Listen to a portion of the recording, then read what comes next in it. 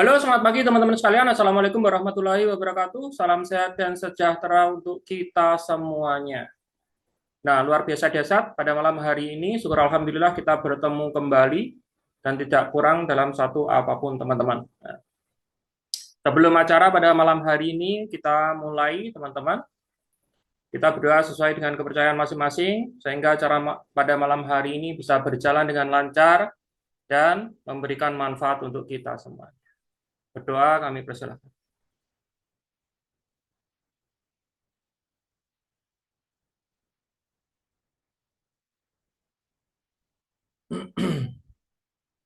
Selamat datang di webinar Yayasan Kereta Yuskai Nusantara ya dengan tema menjadi arsitek masa depan bersama Kun. Ya.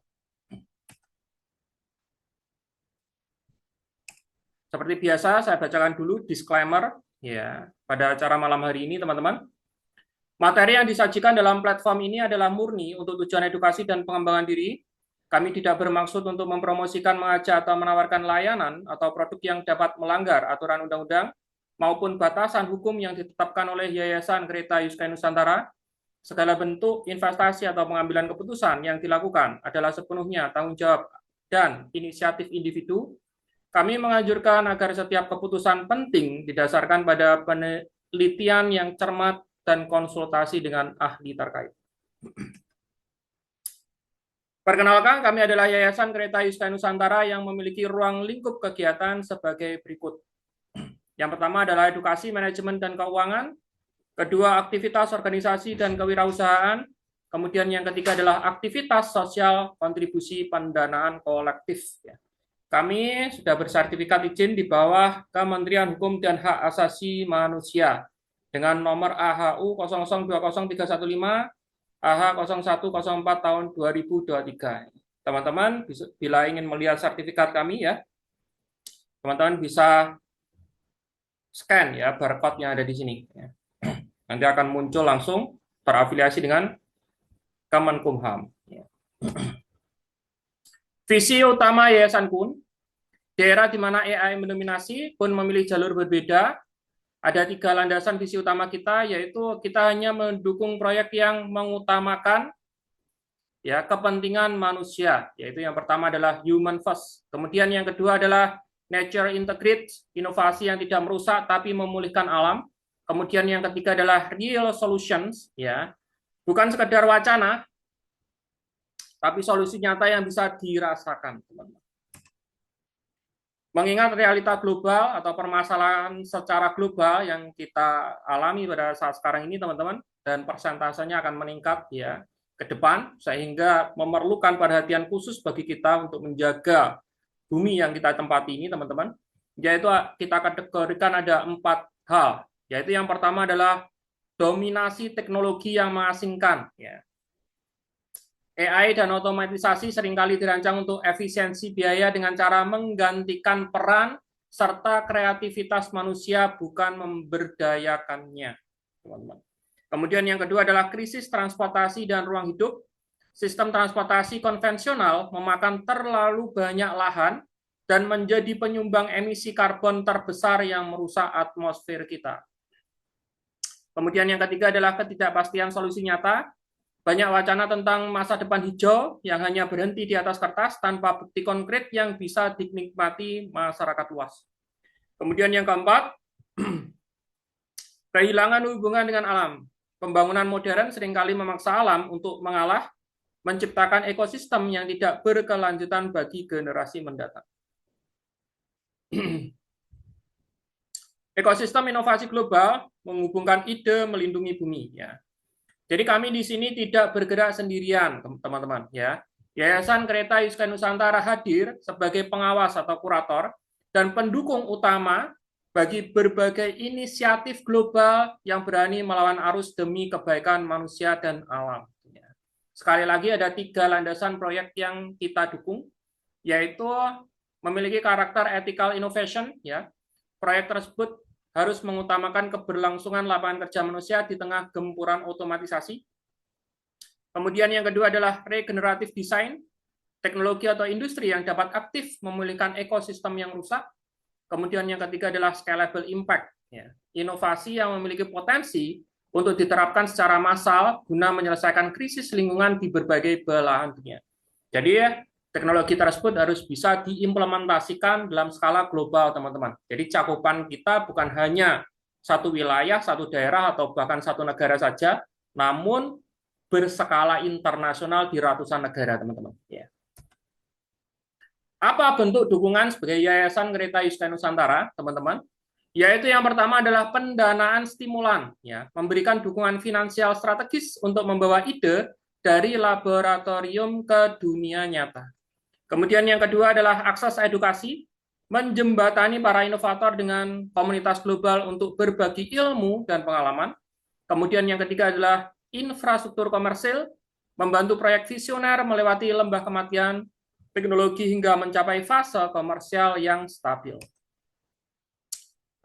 Beberapa proyek yang telah kami dukung dan berkembang hingga saat sekarang ini, teman-teman, dan terus berproses ya mencapai target-target ambisinya, yaitu yang pertama adalah mega proyek yang disebut You Sky Transport. Ya. Salah satu bukti nyata sinergi ini adalah keberhasilan You Sky Transport yang kini telah bertransformasi dari sebuah visi menjadi solusi transportasi dunia, teman-teman. Ya. Kemudian yang kedua adalah Yutera. Pupuk hayati Yutera adalah produk inovatif berbasis ekstrak asam humat yang dirancang untuk mempercepat pertumbuhan tanaman, memperkuat kekebalan, dan meningkatkan ketahanan. Pupuk ini pabriknya juga sudah dibangun di Al-Khaimah, ya, Uni Emirat Arab, dan juga bisa dipesan produknya di Amazon, ya, Uni Emirat Arab, teman-teman. Kemudian proyek yang terbaru adalah Atlas, di mana platform yang sebagai tempat jual beli properti khususnya di wilayah Uni Emirat Arab dan nanti akan dikembangkan di berbagai negara. Kekuatan komunitas mengembalikan kendali ke tangan kita. Perubahan besar tidak lahir dari kecanggihan mesin sendirian, ia lahir dari komunitas yang memiliki visi dan keberanian yang sama. Ya. Mengapa kita harus memakai komunitas, tidak bekerja sendiri-sendiri, teman-teman?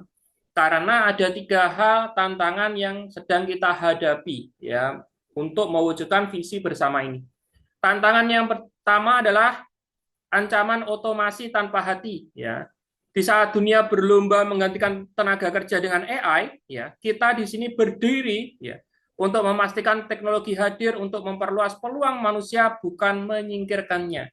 Jadi kita di sini, masuk di sini tidak hanya untuk individu, kepentingan individu masing-masing, tetapi visi kita harus diperbesar untuk bumi yang kita tempati pada saat sekarang ini, teman-teman. Ya. Yaitu luka bumi yang mendalam. Ya. Kerusakan alam akibat sistem yang egois tidak bisa menunggu lebih lama lagi. Ya. Kita butuh solusi transportasi dan industri yang benar-benar selaras dengan napas alam. Kemudian yang ketiga adalah kesenjangan ilmu. Banyak teknologi hebat gagal karena kurangnya edukasi dan pemahaman masyarakatnya. Komunitas kita hadir untuk memutus mata rantai ketidaktahuan ini. Mengapa kehadiran Anda begitu berarti? Ya. Teknologi hebat tanpa komunitas hanya akan menjadi benda mati, nggak ada gunanya, teman-teman. Ya, jadi bersama Anda, bersama teman-teman semuanya, bersama kita semuanya, teknologi akan menjadi solusi yang hidup. Ya. Bagi teman-teman di sini yang ingin berkontribusi untuk bersama-sama mewujudkan visi Yayasan Greta Yustina Nusantara, teman-teman, ada 3 peran yang bisa teman-teman isi. Yaitu yang pertama adalah sebagai edukator.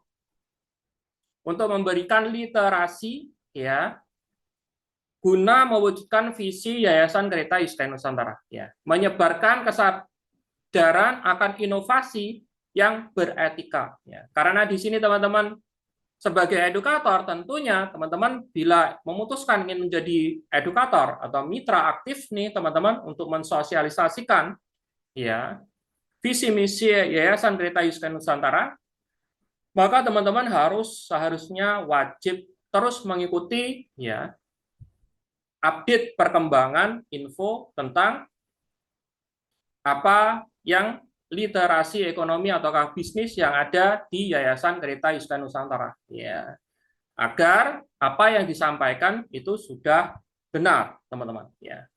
Kemudian, ataukah peran yang kedua sebagai pendukung, ya, menjadi bagian dari kekuatan finansial kolektif kontribusi sukarela yang melahirkan proyek nyata.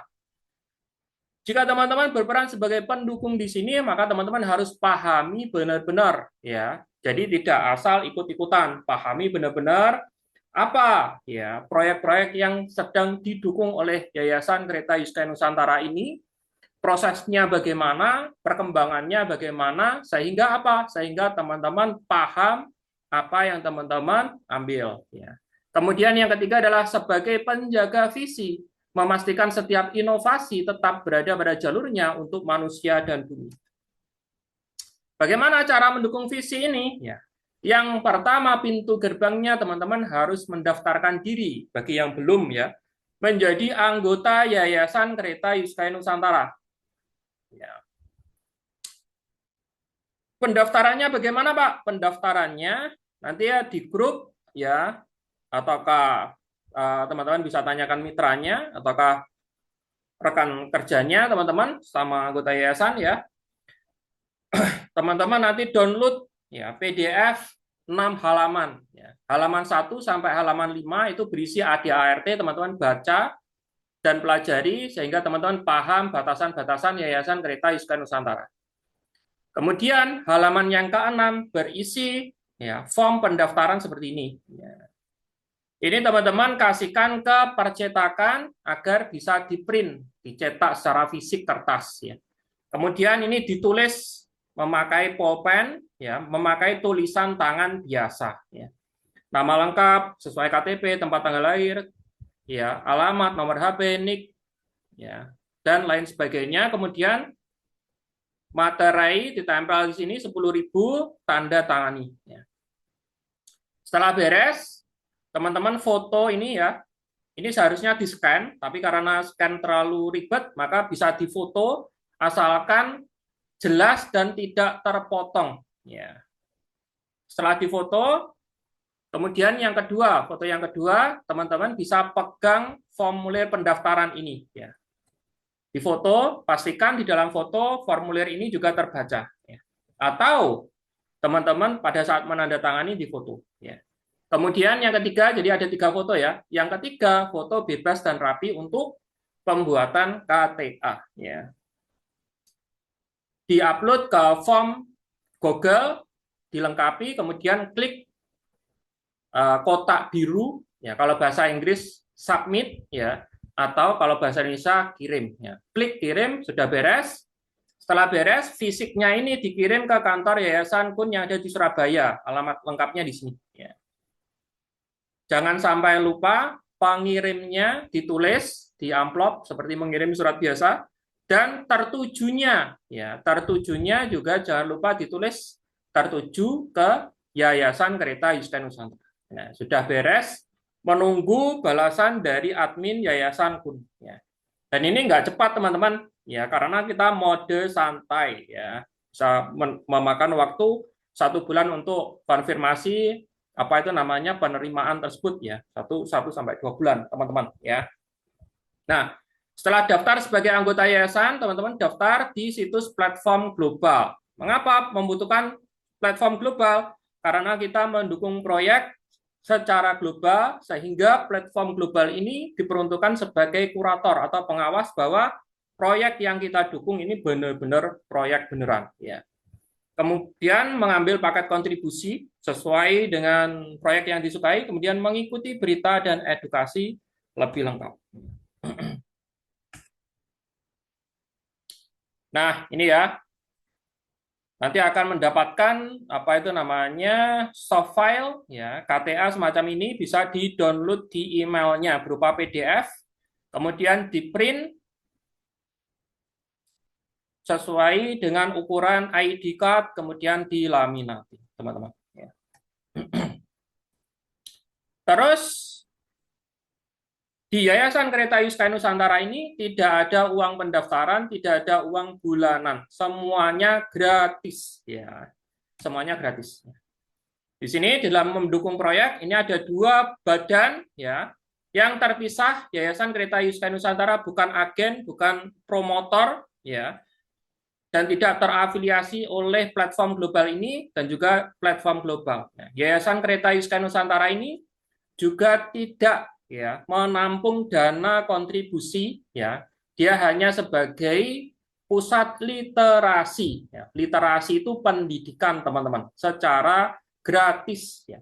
Namun bagi teman-teman yang ingin ya berkontribusi untuk membantu biaya operasional yayasan, salah satunya adalah biaya operasionalnya yang paling besar adalah kantor ya. Setiap tahunnya kita harus melakukan pembayaran ya biaya kantor tersebut teman-teman. Nah, teman-teman bisa menghubungi bendara kita ya untuk berkontribusi secara sukarela dan seikhlasnya. Ya. Disepakati kemarin minimal 50.000 ya. Pak, saya nggak punya uang 50.000 ya ditabung dulu ya. Atau tidak perlu ya. Kalau keberatan tidak perlu. Kalau ikhlas longgar udah seikhlasnya. Bisa 50.000, bisa 100.000 ya alhamdulillah ya. Ada yang beberapa juta juga kemarin, ada yang berkontribusi 3 juta, ada 5 juta, ya sesuai dengan kemampuan masing-masing teman-teman. Ya, kita tidak memberatkan anggota kita dan keanggotaan ini berlaku untuk selamanya. Ya.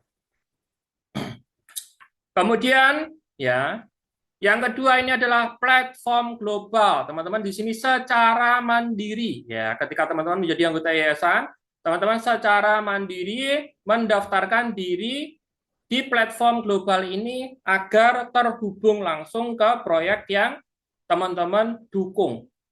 Ya, seperti itu. Nah, di platform global ini ya teman-teman bisa memilih berbagai paket-paket kontribusi yang disediakan. Nah, seperti itu. Apa keuntungannya untuk menjadi keluarga besar pun? Ya. Yaitu yang pertama, akses eksklusif ke inovasi dunia. Ya. Teman-teman bila menjadi Yayasan Kereta Yuskay Nusantara nanti juga mendapatkan undangan. Ya, teman-teman bisa juga mengikuti acara eksklusif yang akan diselenggarakan bulan pertengahan September 2026 ini di Minsk, Belarus, tepatnya Eko Technopark. Ya. Di sana teman-teman juga bisa mengendarai ya transportasi dan juga yang kita dukung. Kemudian teman-teman juga bertemu dengan ribuan ya para pendukung proyek dari berbagai belahan dunia. Ya. Kemudian yang kedua, pusat pembelajaran dan edukasi. Kemudian yang ketiga, networking dan komunitas global. Kemudian yang keempat, kepuasan kontribusi nyata. Dan yang paling penting yang kelima adalah setiap bentuk ya partisipasi akan diakui oleh mitra teknologi global kami dalam bentuk ya reward berbasis digital project portion. Ya. Artinya apa? Bagian dari proyek yang dicatat secara digital. Ya. Sebagai simbol kontribusi Anda terhadap masa depan lingkungan yang lebih baik. Ini hanya contoh saja teman-teman ya, sertifikatnya sesuai dengan perusahaannya masing-masing atau proyek masing-masing teman-teman ya. Di sini nanti teman-teman mendapatkan akses untuk login di platform global kita, kemudian berkontribusi ya, memilih paket-paket kontribusi, kemudian teman-teman mendapatkan sertifikat ya kepemilikan aset digital seperti ini teman-teman ya. Ini hanya contohnya saja. Dan pada saat sekarang ini di salah satu platform global kita ya ketika teman-teman selesai berkontribusi yaitu Lunas Cash ya itu teman-teman juga langsung bisa dapat sertifikat seperti ini teman-teman ya. Nilai dan keuntungan menjadi keluarga besar komunitas Yuskay Nusantara ya. Dikun keuntungan terbesar adalah kepastian bahwa anak cucu kita akan mewarisi dunia yang lebih baik karena langkah yang kita ambil hari ini ya. Terima kasih, itulah adalah open plan presentation sebagai pembukaan agar teman-teman mengenal visi misi Yayasan Kereta Yuskay Nusantara. Nah, sekarang kita akan menginjak ke berita atau literasi ekonomi di next sesi. Ya.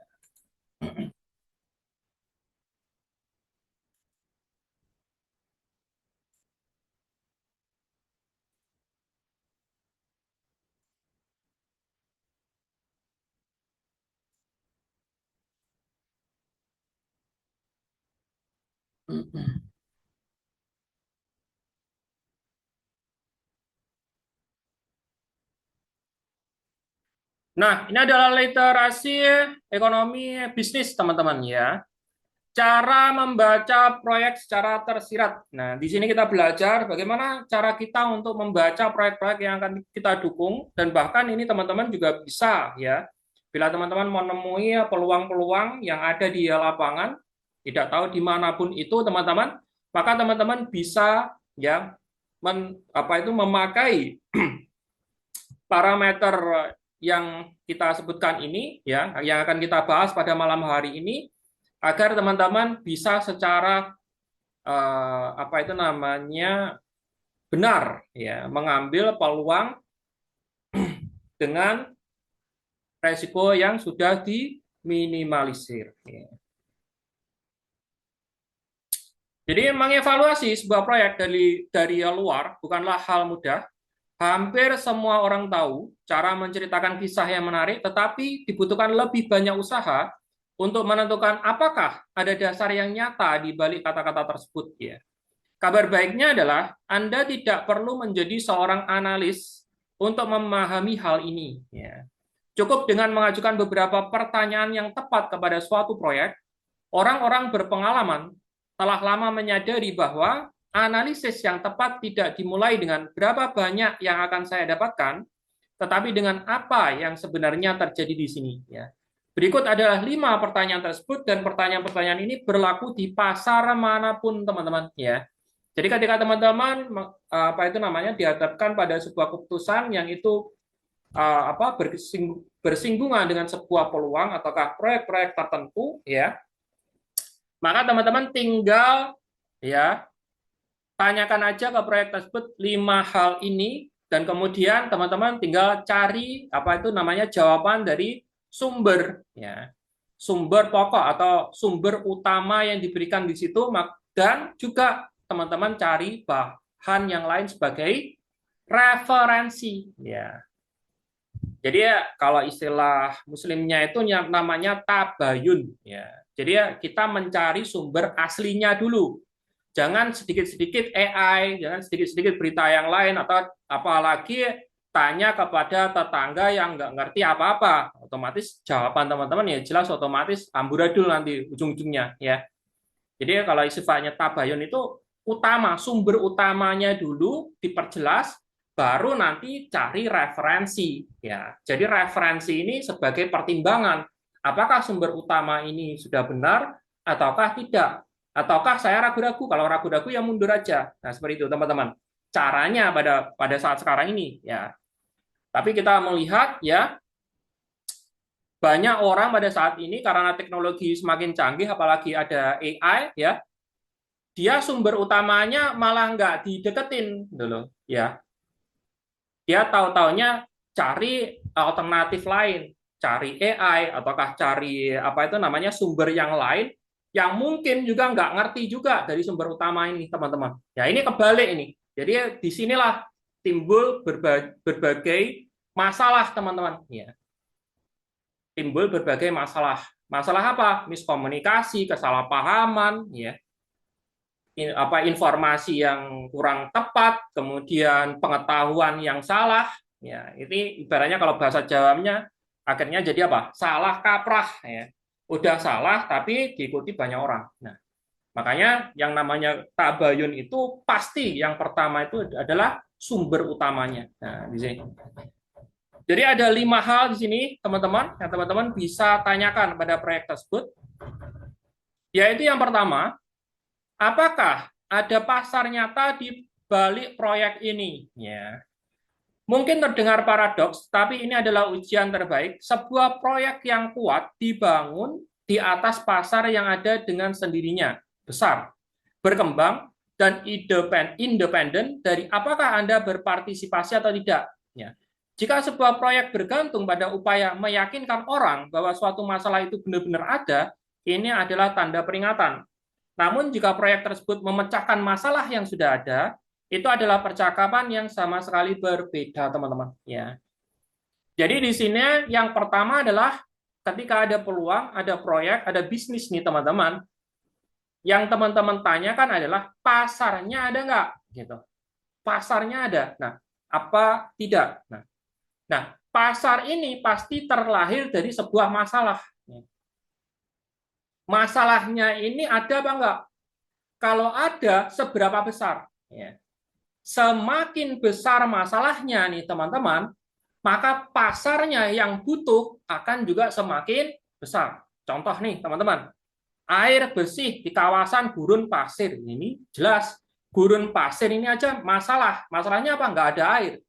Kalau orang nggak ada air, ya mati kehausan dong. Gitu kan. Nah, yang butuh siapa? Ini masalah besarnya. Masalah besar. Menyangkut hajat hidup orang banyak. Nah, yang butuh siapa? Semua orang di situ, semua manusia butuh, semua makhluk hidup bahkan butuh air. Jika kita buat pabrik air di situ, jelas ya nilainya akan mahal. Nah, contohnya seperti itu, teman-teman. Ya, ini pangsa pasarnya ada apa enggak? Ya. Kemudian yang kedua, apa yang dilakukan secara berbeda di sini? Ya, mengidentifikasi masalah saja tidak cukup. Masalah tersebut harus dipecahkan dengan cara yang belum pernah dilakukan sebelumnya. Ajukan satu pertanyaan sederhana. Apa yang strukturnya berbeda di sini dibandingkan dengan pemain lain di pasar? Ya. Jika fitur unik proyek tersebut dapat ditiru oleh siapapun dalam waktu singkat, keunggulannya akan hilang secepat kemunculannya. Tetapi jika didasarkan pada sesuatu yang sulit ditiru, proyek tersebut memiliki fondasi yang kokoh. Nah, ini. Jadi apa yang dilakukan secara berbeda di sini? Jelas ketika ada masalah pasti ada solusi. Nah, solusi tersebut pasti sudah dimunculkan oleh apa itu namanya ilmuwan-ilmuwan ataukah perusahaan-perusahaan di situ. Kalau kompleksnya dalam skala bisnis nih, teman-teman, tentunya apa? Tentunya di situ akan bermunculan pesaing-pesaing atau badan-badan atau lembaga-lembaga yang bermunculan untuk menyelesaikan masalah ini, teman-teman. Ya. Bila teman-teman dihadapkan pada sebuah proyek, maka teman-teman cari tahu apa yang membedakan ini sehingga proyek ini menjadi yang utama, menjadi pionirnya suatu saat nanti. Ya. Itulah mengapa di dalam dunia bisnis atau ekonomi itu ada yang namanya inovasi. Ya. Inovasi tiada henti. Jadi solusi tersebut ya muncul itu apa itu namanya menutupi solusi sebelumnya, tetapi dia memberikan sebuah kelebihan. Ya. Kelebihannya mungkin lebih murah, lebih cepat, lebih mudah diimplementasikan, lebih fleksibel, dan lain sebagainya, teman-teman. Nah, di sini. Itu yang membedakan dan dia sulit ditiru. Dan yang paling akhir yang dimana ini bisa mengunci ya, mengunci inovasi tersebut itu adalah paten ya. Ketika dia punya teknologi, dia sudah dipatenkan apa enggak? Nah, kalau dia sudah dipatenkan, maka kalaupun ada ilmuwan lain ataukah perusahaan lain, dia pun bisa sebenarnya meniru ya proyek tersebut, maka secara hukum internasional dia tidak bisa meniru. Karena apa? Karena teknologinya sudah dipatenkan, teman-teman. Ya. Kemudian yang ketiga, siapa yang berada di balik ide ini? Ya. Sebuah ide tidak akan tercipta dengan sendirinya, selalu ada orang-orang nyata di baliknya. Dan pertanyaan kuncinya adalah, apa yang mampu mereka lakukan? Ya. Apakah mereka pernah bekerja di bidang ini sebelumnya? Ya. Apakah mereka memahami pasar dan teknologi dari dalam? Apakah jelas siapa yang bertanggung jawab atas hasilnya?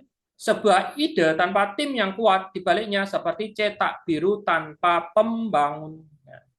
Jadi di sini timnya, ya, ownernya itu siapa, ahli apa enggak, ilmuwan beneran apa enggak, track recordnya bagaimana, ini teman-teman teliti dulu, ya. Timnya itu siapa saja, ya. Insinyur-insinyurnya, engineeringnya itu benar-benar apa ahli di bidangnya apa enggak. Nah, itu. Nah, ini teman-teman. Ya, yang ketiga ini, jadi mengenalinya. Kemudian yang keempat, apakah sudah jelas apa yang menjadi dasar proyek ini? Ya, Proyek yang solid tidak menyembunyikan cara kerjanya. Jelas dari mana pendapatan berasal, bagaimana modalnya berfungsi, dan apa yang memungkinkan proyek tersebut berkembang tanpa peningkatan biaya yang proporsional. Dan jika setelah semua penjelasan Anda masih tidak mengerti cara kerjanya, masalahnya biasanya bukan pada Anda. Kejelasan adalah tanda bahwa tidak ada yang perlu disembunyikan. Nah, di sini. Jadi di sini membahas sistem kerja, ya. Sistem kerja proyeknya ini bagaimana. Nah, ini juga bisa kita bahas tentang model bisnisnya kalau dalam proyek bisnis, ya, ekonomi bisnis itu model bisnisnya bagaimana. Ya. Mengapa? Karena model bisnis ini menentukan arah, ya, bagaimana perusahaan ini menyelesaikan setiap perjalanan di roadmap-nya. Sehingga apa? Sehingga dalam setiap perjalanan perusahaan akan lebih mudah bila sistem kerjanya atau model bisnisnya itu tepat, seperti itu teman-teman. Ya. Kemudian yang kelima adalah apakah Anda diberitahu tentang resikonya? Ya.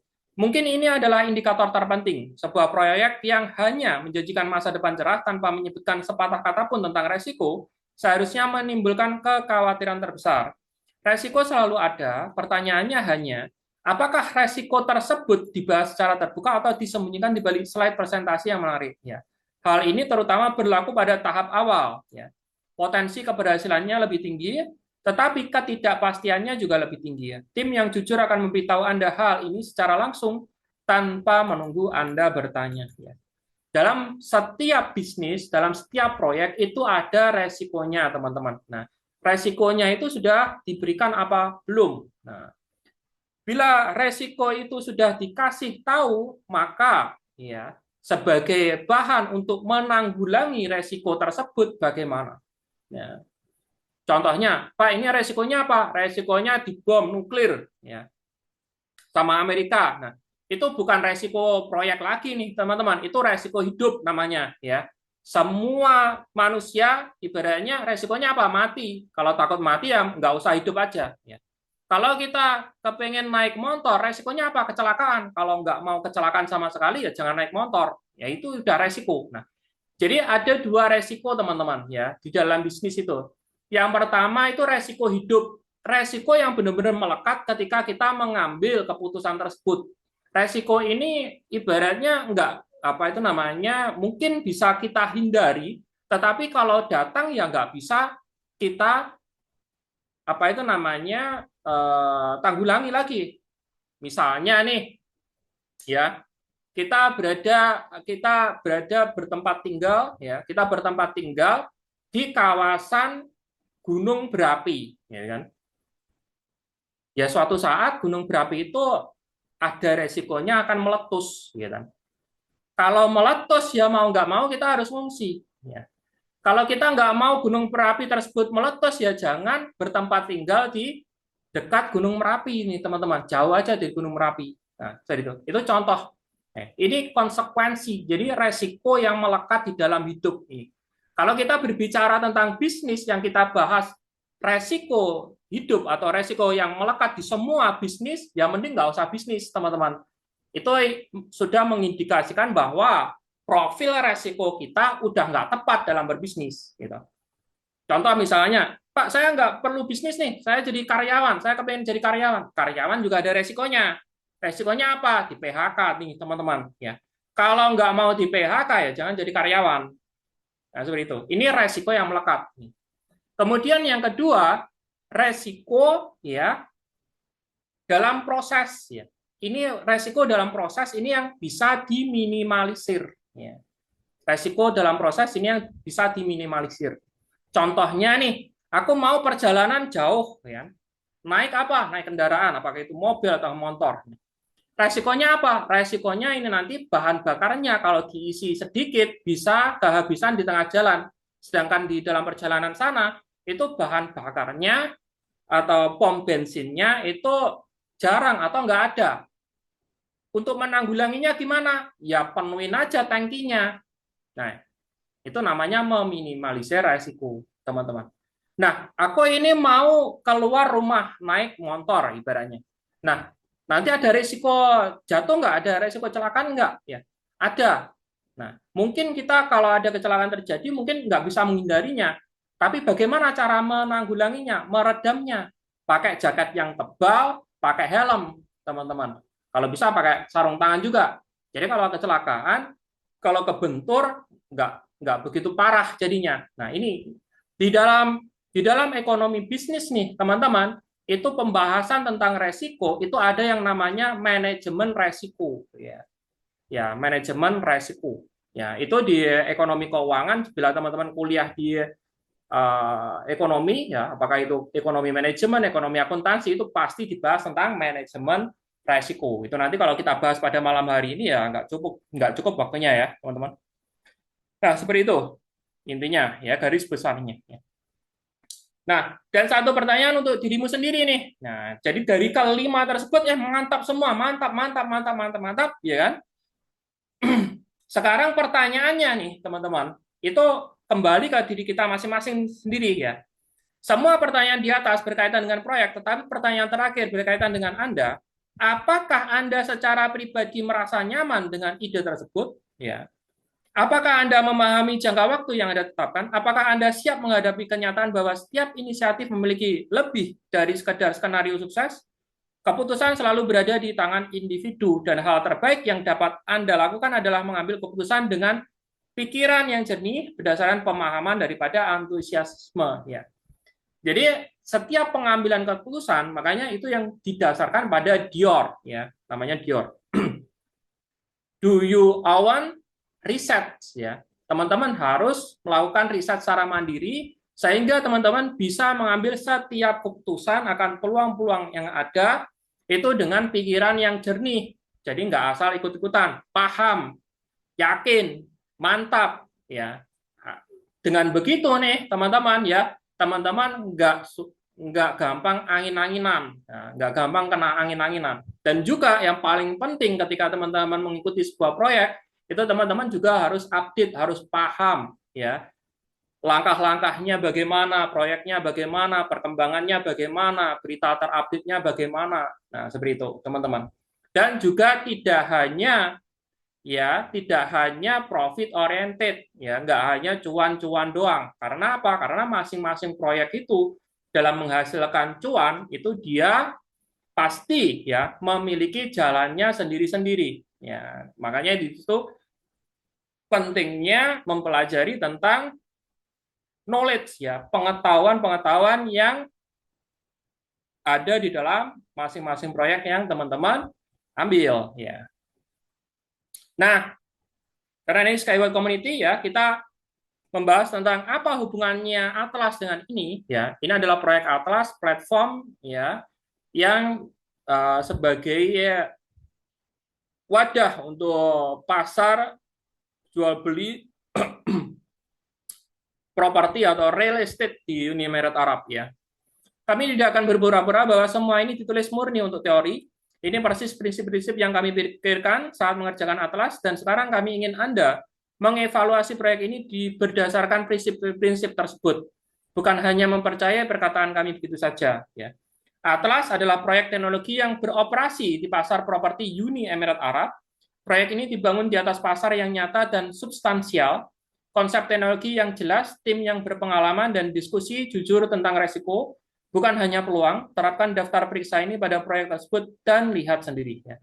Agar lebih mudah lagi, kami telah mengumpulkan semua kemungkinan pertanyaan ke dalam satu daftar periksa. Ini teman-teman bisa klik, nanti teman-teman bisa melihat atau mengajukan 25 pertanyaan kepada Atlas, ya. Jadi materi ini bersifat informatif dan edukatif dan bukan merupakan nasihat keuangan pribadi. Nah, ini tentang proyek Atlas, teman-teman ya. Teman-teman bisa lihat di new.sbj The Capital News 4673. Ya. Oke, kita lanjut ke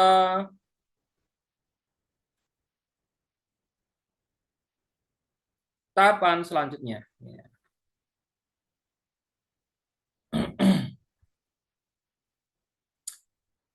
Nah, setelah belajar tentang bagaimana kita menilai sebuah proyek dari 5 pembahasan tadi nih, teman-teman, ya, maka kita saat sekarang ini menginjak tentang membahas tentang bagaimana perkembangan U-Sky Transport mega proyek yang kita dukung. Ya. Di sini teman-teman, berita pertama UST Diges ya, kunjungan proyek dan kembalinya Ecofest ya. Edisi ke-10 dari Diges UST Incorporation telah dirilis, menampilkan berita-berita terbaru terpenting perusahaan. Sorotan utama meliputi negosiasi proyek di Indonesia, kunjungan delegasi ilmuwan dari Rusia, Belarus, dan Kirgistan, detail baru proyek penyeberangan transportasi yang menghubungkan Pulau Sakhalin dengan daratan Rusia, dan pengumuman kembalinya Ecofest setelah jeda yang panjang. Ini teman-teman di sini bisa buka ya, untuk rangkumannya bisa saya bacakan di sini teman-teman. Jadi proyek transportasi string di Indonesia ya kemarin apa itu namanya akhir tahun 2025 resmi ya untuk proyek ya Harjamukti Mekarsari dan juga Bogor itu apa itu namanya melakukan studi kelayakan dan ini telah selesai dan pada saat ini sudah dalam persiapan teman-teman ya dalam persiapan untuk ke tahapan selanjutnya sampai penandatanganan konsesi ya perjanjian konsesi di mana proyek tersebut direalisasikan secara nyata ya. Kemudian di sini ya PT Minsky Cakrawala Nusa ya, dan PT Uniski Nusantara jelas tidak hanya menggarap dua proyek tersebut teman-teman ya. Ada banyak proyek di seluruh Indonesia karena kita telah terhubung di bawah Kementerian Perhubungan teman-teman, Kemenhub ya, Kementerian Perhubungan dan didukung penuh oleh Direktorat Jenderal Perkeretaapian Indonesia. Nah, dan berita yang selanjutnya di sini adalah tentang proyek yang lain yang dikerjakan di Indonesia pada saat sekarang ini. Indonesia menjadi dasar potensial karena kebutuhan infrastruktur yang tinggi. UST sedang menjajaki proyek di kawasan penyangga Jakarta, ya, Jababeka, untuk menghubungkan kawasan industri atau residensial padat dengan stasiun kereta. Ya. Proyek percontohan, ya, pilot pilot yang dimaksud di sini itu dia berperan sebagai proyek komersil ya teman-teman ya. Maksudnya proyek pilot di sini atau proyek percontohan di sini itu dia apa itu namanya sebagai proyek pertama-tama kali muncul. Ya. Jadi ini di awal ini bahasanya itu proyek percontohan teman-teman ya. Yang sedang dibahas bersama Otoritas Perkeretaapian Indonesia adalah jalur penghubung antara salah satu taman nasional di Jakarta dengan stasiun metro. Ya, ini ya pengembangan proyek yang di luar kemarin ya, Harjamukti Mekarsari Bogor kemarin. Jadi PT Minsky Cakrawala Nusa setiap hari bekerja teman-teman ya. Hanya saja pekerjaannya tidak secara detail ya diinformasikan karena itu menyangkut ya privasi perusahaan ya untuk bergerak. Maka oleh karena itu yang kita tahu hanyalah apa itu namanya berita-berita secara umum yang aman dipublikasikan dan yang kedua adalah pada saat nantinya ketika proyek tersebut sudah dalam mulai fase pembangunan jelas berita tersebut juga tidak terbendung oleh berbagai media massa di Indonesia termasuk berita studi kelayakan ya proyek Mekarsari Harjamukti ya dan juga Bogor. Teman-teman juga bisa lihat di Google ya. Ketik aja SSLRT enter itu media massa kemarin ya memberitakan cukup banyak proyek-proyek ya yang dikembangkan di Indonesia. Ya. Kemudian kunjungan ilmuwan SNG ke Ekoteknopark ya. Delegasi ilmuwan dari Rusia, Belarus dan Kirgistan mengunjungi Ekoteknopark di Mariana Gorka. Kunjungan ini merupakan kelanjutan dari pertemuan Dewan Sains Internasional. Komunitas akademik melihat teknologi UST sebagai solusi kota masa depan, logistik antar kota, dan fondasi potensial untuk kendaraan transportasi planet non-roket di masa depan. Kemudian yang ketiga, berita selanjutnya, alternatif jembatan mahal ke Pulau Sakhalin. Ya. Teknologi string UST diusulkan sebagai alternatif jembatan konvensional ke Pulau Sakhalin yang biayanya diperkirakan melebihi 1 triliun rubel. Ya. Proyek UST merancang terowongan layang 2 jalur ya, sepanjang 8 km antara wilayah Pogibi dan Lazarev dengan biaya jauh lebih hemat, ya, sekitar 15 juta dolar per kilometer dibanding metode konvensional yang mencapai 100 sampai 200 juta per kilometer. Nih, di sini. Jadi ya di sini ada apa itu namanya peluang ya untuk menembus proyek ya di kawasan Sakhalin ini teman-teman ya yang membutuhkan biaya 1 triliun rubel ya perkiraannya. Namun di sini ya kita bisa memasuki ya, apa itu namanya proyek tersebut dengan merancang sebuah terowongan teman-teman ya. Jadi terowongan tersebut dibangun di sana untuk menghubungkan antara dua pulau tersebut. Kemudian transportasi kita melewati ke dalam terowongan tersebut seperti itu. Dan itu lebih murah biayanya sekitar 15 juta per kilometer ya. Kemudian di sini kembalinya Festival EcoFest ya, setelah jeda selama 7 tahun, kemarin ini sudah ya kita bahas tentang EcoFest ya. Berita yang selanjutnya, pertemuan Dewan Ilmiah dan Teknis UST-INS, hasil kerja, penelitian baru, dan persiapan untuk konferensi. Ya. Pertemuan rutin Dewan Ilmiah dan Teknis UST Incorporation berlangsung di kantor pusat perusahaan di Minsk.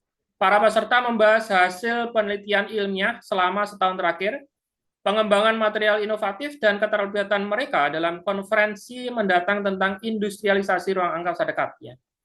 Bagian pertama acara tersebut berfokus pada pemeriksaan pelaksanaan keputusan yang dibuat pada pertemuan sebelumnya dan penilaian hasil upaya ilmiah dan teknologi perusahaan pada kuartal kedua tahun ini. Pada paruh kedua pertemuan, anggota Dewan membahas persiapan mereka untuk konferensi global ke-9 tentang industrialisasi ruang angkasa dekat dan hasil penelitian tentang pengembangan material inovatif untuk kompleks transportasi dan infrastruktur UST. Ya. Menjelang akhir pertemuan, proyek-proyek yang telah diselesaikan oleh UST Incorporation dibahas. Ya. Ketua Dewan Anatoly Yunitsky yang sudah menjabat sebagai desainer umum perusahaan menyampaikan apresiasi atas pertanyaan dan keterlibatan aktif pada para peserta, serta mendoakan mereka agar terus sukses dalam penelitian mereka di masa mendatang. Nah, ini di sini apa itu namanya pusat ya, para pemangku kepentingan pusat perusahaan ya teman-teman itu secara berkala setiap tahunnya mengadakan rapat semacam ini teman-teman ya.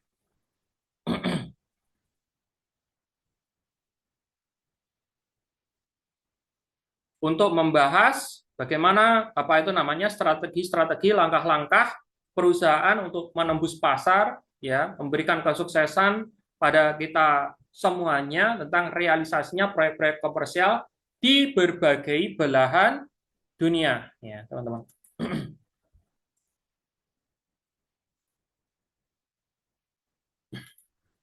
String transport ini ya, berita yang selanjutnya ya.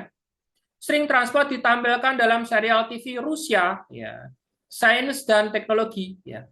Saat ini pembangunan terowongan untuk infrastruktur transportasi dianggap sebagai pendekatan yang menjanjikan di banyak negara. Tetapi apa yang dapat dilakukan di tempat-tempat di mana hal ini tidak mungkin dilakukan dan tantangan utamanya hanyalah memastikan konektivitas. Ya. Misalnya di Kutub Utara, ya, para produser serial TV Sains dan Teknologi melihat teknologi transportasi string Belarusia sebagai salah satu solusi untuk masalah yang menantang ini. Serial ini membahas pengembangan oleh UST-INS terowongan layang berbasis membran untuk transportasi string di wilayah utara. Terowongan ini dibangun bukan di bawah tanah, tetapi di atas tanah. Ini gambarannya, teman-teman.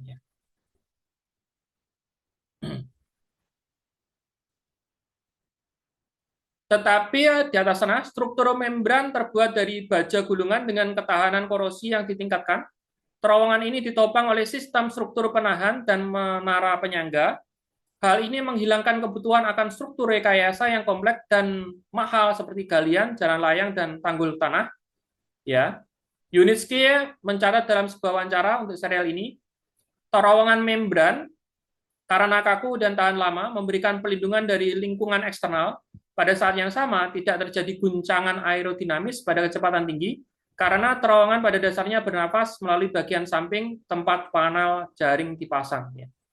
Proyek ini melibatkan pembangunan 2 jalur secara bersamaan, Murmansk, Petropavlovsk, Kamskia, dan Arkhangels, Magadan. Jalur pertama merupakan jalur duplikat dari rute Laut Utara yang membentang melalui daratan Arkit, ya, Sedangkan jalur kedua menyediakan koneksi antara rute Laut Utara, jalur utama Baikal, Amur, dan kereta api Trans-Siberia. Ini adalah proyek ambisius yang sedang mengalami proses ya, oleh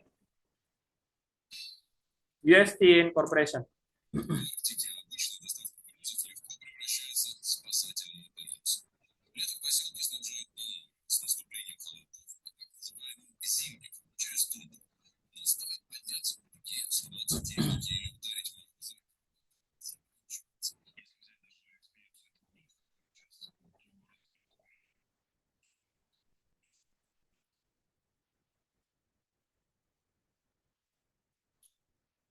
Nah, ini ya teman-teman ya. Ini adalah proyek yang sedang dalam proses oleh UST Incorporation ya, selain proyek-proyek yang lainnya ya teman-teman ya. Ketika kita membahas satu proyek itu bukan berarti proyek yang lainnya itu hilang ya teman-teman. Ini adalah proyek-proyek berbagai macam proyek-proyek yang kita bahas dan perkembangannya teman-teman. Ini salah satu proyek baru yang dalam proses untuk dikerjakan oleh UST Incorporation. Dan tentunya mungkin masih tahap proposal, teman-teman ya. Jadi di sini ya kita melihat tantangan logistik di wilayah Arktik ya. Pengiriman logistik di wilayah seperti Yakutia dan Chukotka sangat sulit dan berbahaya karena cuaca ekstrim ya. Itu cuacanya min 44 derajat Celcius ya. Bisa sampai dalam 2 hari. Jadi sangat dingin sekali, teman-teman. Kendala infrastruktur tradisional ya, membangun terowongan bawah tanah biasa hampir mustahil dilakukan di wilayah tanah beku abadi ya. Jadi ya bila kita membangun infrastruktur di atas tanah di sana itu mustahil karena sangat ekstrim tempatnya dan juga beku teman-teman ya. Kalau dimasukkan di bawah tanah itu lebih mustahil lagi ya. Otomatis kita membuat terowongan di bawah es ya, kawasan es teman-teman ya. Makanya solusi terowongan di atas tanah ini yang diusulkan oleh Mr. Yuniski ya.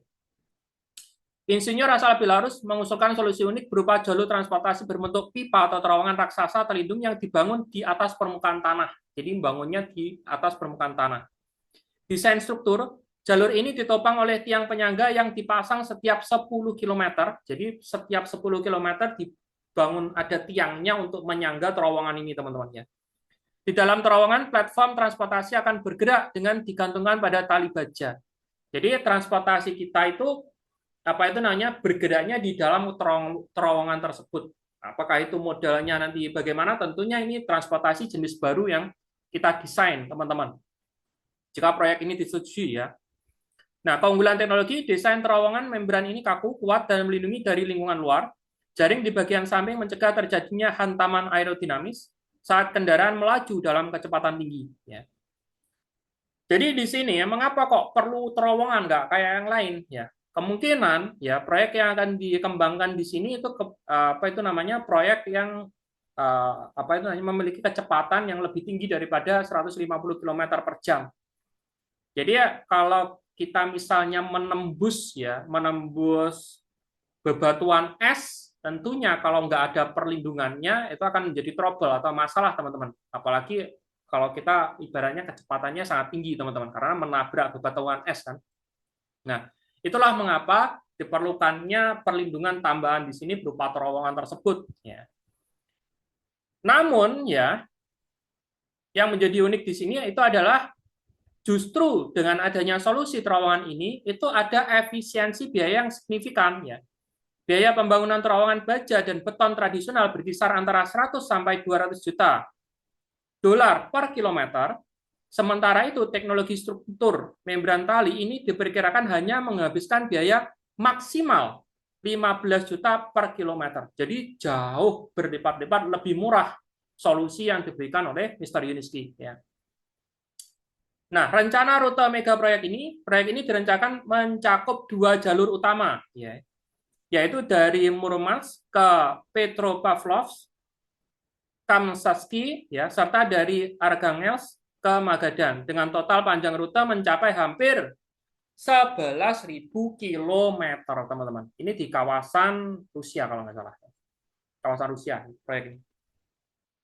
Oke, ini adalah proyek komersil ya yang sedang dikembangkan.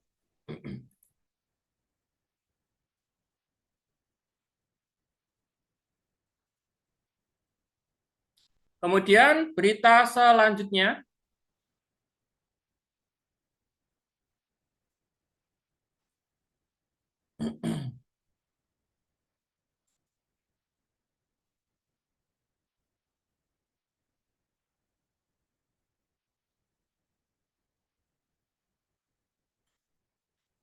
U-Pod untuk EcoFast ya, transportasi yang dapat Anda alami secara langsung. Ya, ini membahas tentang EcoFast yang akan datang ya.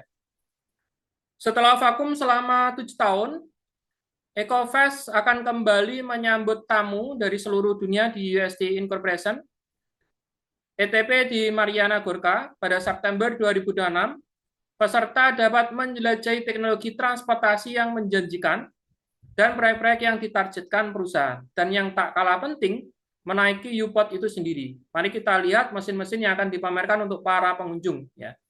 Ini adalah transportasi yang nanti akan dilihat oleh para pengunjung di acara EcoFest. Ya. Yang pertama adalah UCAR U4430, mobilitas listrik kelas premium. Ya. UCAR U4430 adalah salah satu U-Pod yang paling mudah ya, dikenali dalam jajaran USD.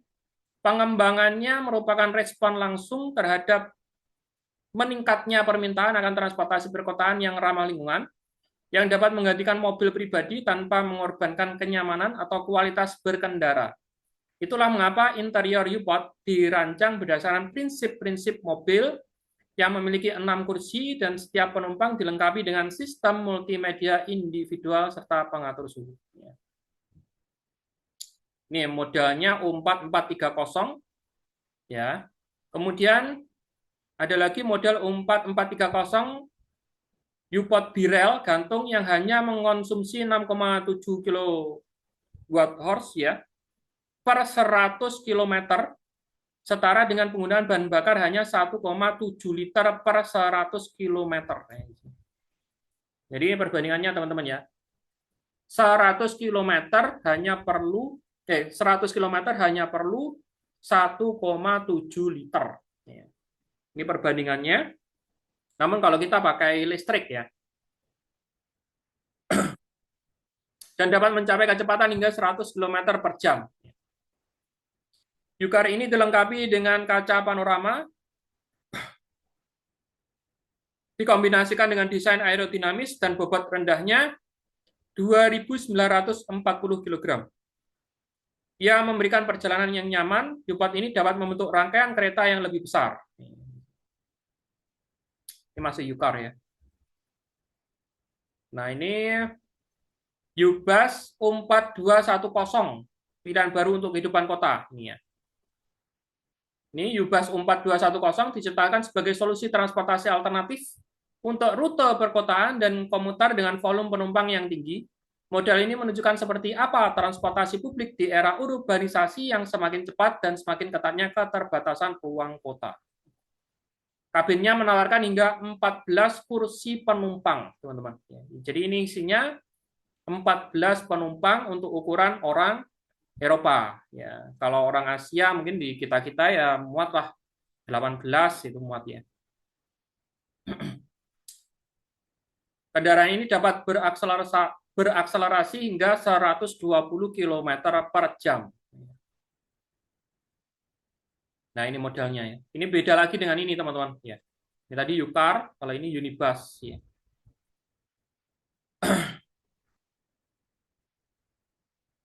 Kemudian U-Bus U4220 kapasitasnya lebih besar. Kendaraan otonom listrik quad rail bersuspensi 2 bagian dengan kapasitas hingga 48 penumpang. Yang ini ya. Nah. Kalau ini Uniway ya. Ini isinya cuma 2 penumpang ya. Kalau ini yang dimaksud ini ya. U4220. Ini isinya 48 penumpang. Ini gerbongnya bisa digabung-gabung ya. Quad rail maksudnya railnya ada 4 sini, 1 2 3 4. Ya. Di sini. Ya. Nah, ini modelnya. Jadi dia gede sekali nih, ya. Kayak apa? Kayak kereta ini LRT, ya.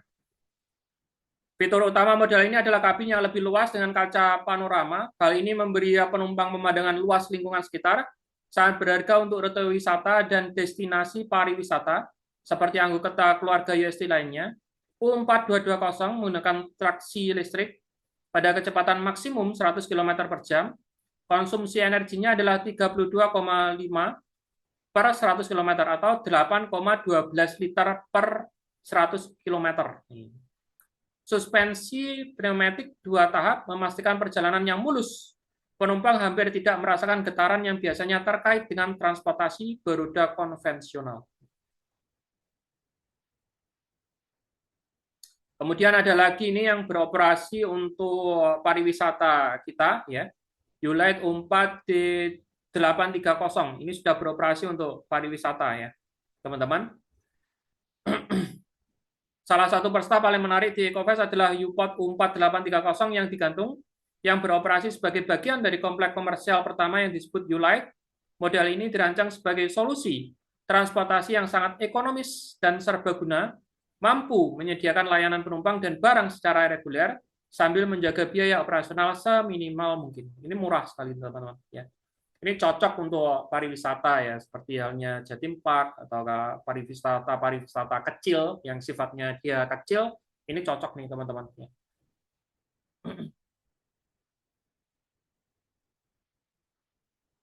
Nah, ini modelnya seperti ini.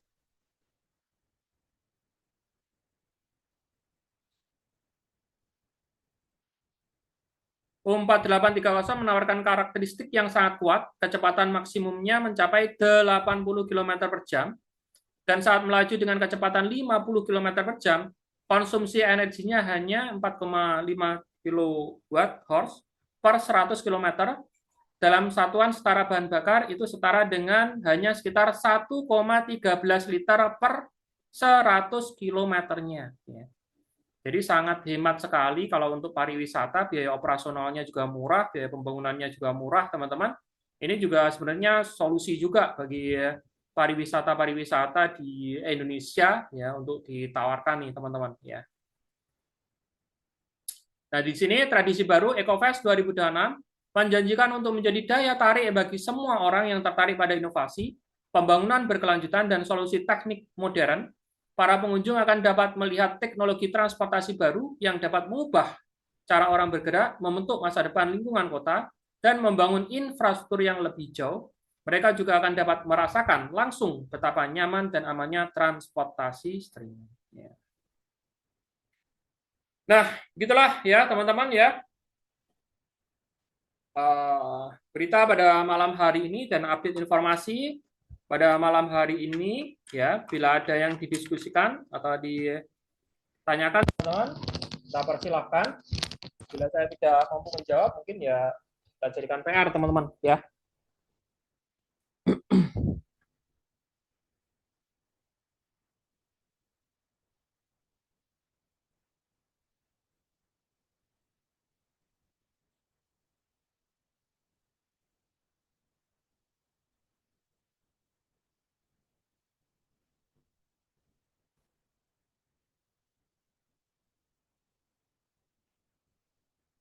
Nah, ini pertanyaan yang pertama, ya, Talita Nur Khairani, ya. Apakah benar jika tidak daftar dan beli koin Mikron Global? Yang pertama di sini koin Mikron Global itu tidak ada.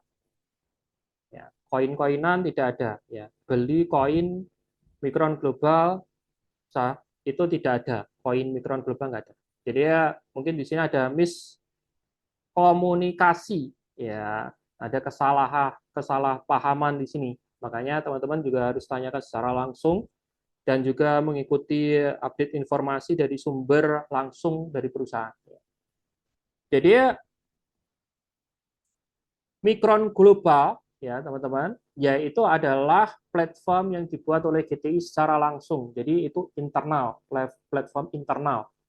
Maka di sini sesuai dengan arahan Mr. Yuditsky yang punya perusahaan, jadi big boss kita semua, teman-teman, ya.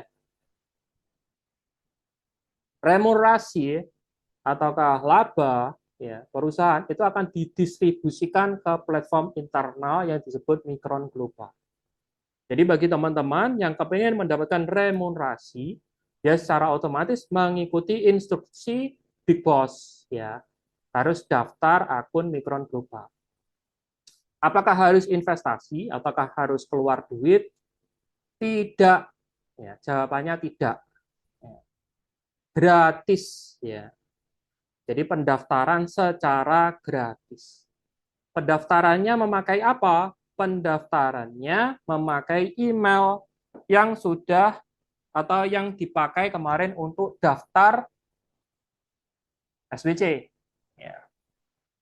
Memakai email yang sama. Agar apa?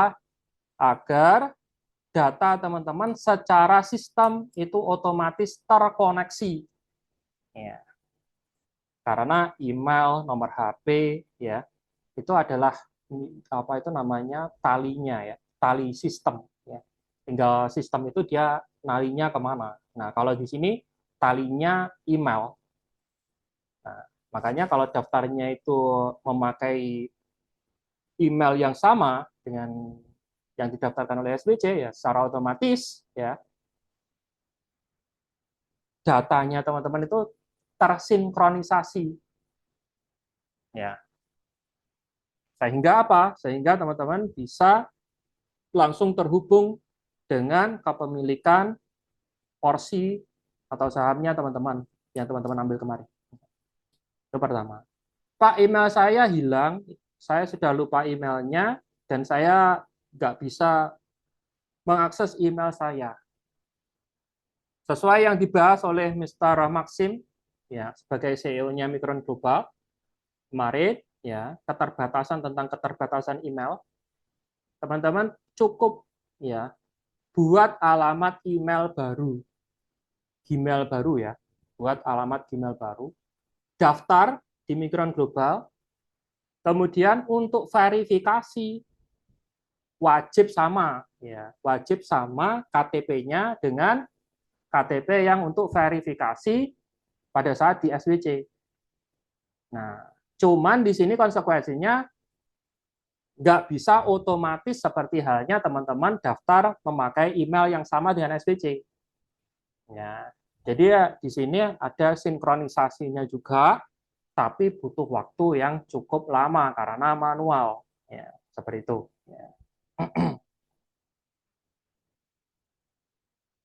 Oke, bagus Nabi Pak. Sudah jelas ya, Mas Nur Kairani? Tanyanya, ada yang lain lagi?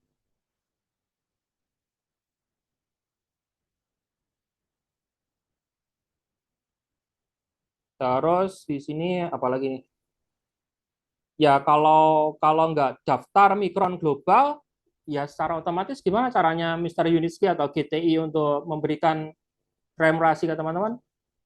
Nggak ada jalurnya, teman-teman. Ya, karena perusahaan itu langsung ke akunnya ke teman-teman, nggak ada perantara sama sekali. Mr. Uniski mintanya nggak ada perantara sama sekali di sini. Micron Global itu platform internal, teman-teman. Ya, jadi nggak ada perantara. Nah, kalau nggak daftar Micron, ya pertanyaannya ngasihnya lewat jalur apa, gitu kan? Pertanyaannya kan gitu kan, ada, nggak ada perantara lain. Secara otomatis ya nggak dapat, nggak cair, dan tidak bersifat akumulasi karena ini adalah remunerasi, ini hadiah sifatnya, dividen, bukan dividen ya, bukan dividen. Kalau dividen itu dia mungkin dia masuk ke akun ya, ke akun, tapi ya kalau misalnya belum kedata di situ pun ya juga kalau misalnya nggak dapat ya nggak dapat. Ya. Jadi ya bukan akumulasi misalnya nih, aku tak malas-malasan aja nunggu nanti ya nunggu yang lainnya remunerasi dulu gitu kan. Yang lain-lainnya yang sudah daftar Micron udah dapat nih remunerasi gitu kan. Udah pada cair.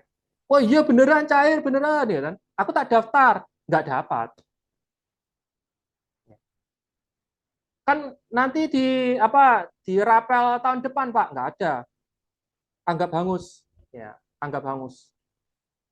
nggak ada rapel-rapelan, teman-teman. Tahun depan ngikuti laba yang dihasilkan di sepanjang tahun 2026-2027. Ya, jadi ya, kalau tahun ini teman-teman nggak aktifkan akun di Micron Global, anggap aja nggak dapat remunerasi dan hangus remunerasinya. Gitu. Daftarnya gimana, Pak? Hubungi mitranya masing-masing. Apakah bayar? Sekali lagi gratis ya. Gratis, nggak ada yang bayar ya. Gratis semua. Intinya tinggal ikuti sistem aja, tinggal menunggu informasi yang nanti ya jelas akan diberikan secara langsung oleh Mr. Yuniski ya di acara EcoFest bulan September. Seperti itu teman-teman ya. Ada yang lain lagi sebelum acara kita tutup ya?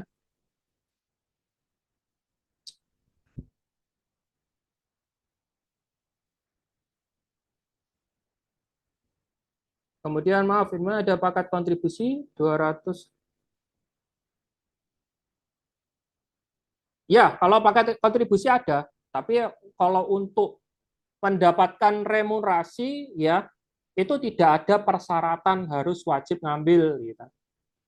Kalau di akun itu memang ada paket kontribusi, mau ambil silakan, enggak juga silakan gitu. Sesuai dengan keputusan masing-masing ya. Pak, saya nggak mau ambil, ya udah nggak masalah, nggak mau ambil nggak masalah ya. Tapi kalau saran saya daftar dulu di akun Micron Global secara gratis dan wajib untuk verifikasi ya. Pastikan KTP-nya itu harus sama ya, harus sama dengan yang kemarin datanya gitu. Makanya gini teman-teman ya, ketika teman-teman itu mengambil peluang dan itu sifatnya di dunia online ya, ada dua pokok ini yang nggak boleh sama sekali hilang gitu. Dan ini teman-teman harus lindungi. Ini dua hal ini ya. Karena apa? Ini talinya sistem, talinya sistem gitu. Kalau talinya putus ya hilang semua. Apa itu? Yang pertama adalah nomor HP. Nomor HP. Ya. Kemudian yang kedua alamat Gmail. Ini talinya sistem. Ya. Kalau teman-teman ibaratnya bikin Facebook, butuh HP, butuh Gmail. Bikin TikTok, butuh HP, butuh Gmail. Bikin WhatsApp bisnis, butuh HP, butuh Gmail. Nomor HP, butuh Gmail. Nah, kalau WhatsApp bisnis, bisa juga dikaitkan ke Gmail. Nomor HP-nya hilang, nggak masalah, asalkan dia terkait di Gmail. Artinya apa? Kalau HP-nya hilang, teman-teman tinggal login Gmail, pulihkan semuanya beres. Nggak ada data yang hilang, karena disimpan di cloud. Foto, video, apa itu namanya, nomor HP, ya, nomor HP yang disimpan, data semua data pulih semua dengan HP yang baru. Ya, dengan HP yang baru. Nah, bagusnya Gmail itu dikaitkan ke nomor HP. Ke nomor HP. Jadi misalnya HP-nya hilang, nggak tahu kemana ya, HP-nya hilang. Otomatis nomor HP-nya kan hilang, gitu. Nah, caranya gimana? Ya kita tinggal ke galeri, ya, ke galeri Telkomsel, laporan, HP saya hilang Pak, tolong Pak, ini pulihkan nomor HP saya di sini. Nah, kasih KTP. Nah, jadi di sini teman-teman ya, kalau mendaftarkan nomor HP, tapi sekarang itu wajib ya, nggak kayak dulu ya. Kalau mendaftarkan nomor HP itu usahakan sama dengan kartu keluarganya teman-teman, sama dengan identitasnya teman-teman. Agar apa? Bila misalnya hilang atau ini, teman-teman tinggal ke galeri, nanti dipulihkan sama galeri, semua akunnya beres. Ya, itu sama seperti saya. Ya.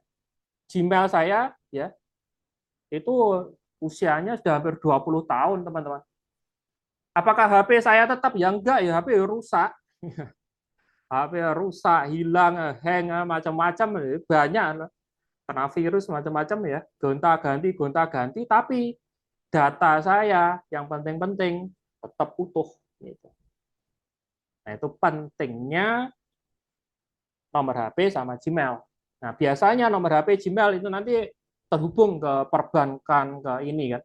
Makanya apa?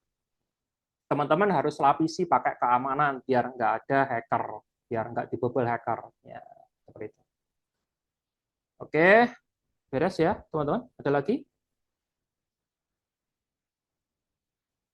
Belum saya tutup?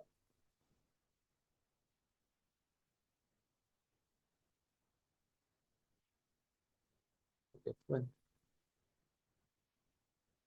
Kalau mitranya dihubungi masih sibuk. Nah, ini tergantung kebutuhan mitranya masing-masing. Ya, intinya kita pada saat sekarang ini sudah memberikan informasi secara benar. Ya, ya, secara benar. Kalau dihubungi masih bandel atau apa, sekali lagi kita di sini hanya membantu. Ya, kita di sini hanya membantu. Kalau kayak saya kali ini kan, saya sendiri di sini niatnya membantu. Saya nggak minta bayaran ke teman-teman, saya nggak ada gajian setiap bulan untuk webinar ini, saya juga nggak dikasih apa-apa ya. Saya di sini sifatnya membantu, ya. Niat tulus membantu saja memberikan informasi. Tinggal responnya, ya. Responnya yang menerima informasi itu ya silahkan, ya. Silahkan diterima memakai respon masing-masing, itu sudah bukan urusan saya, sudah bukan urusan kita. Kalau kita di sini sudah memberikan informasi, kita bantu, silahkan. Kalau mau dibantu ya begini caranya.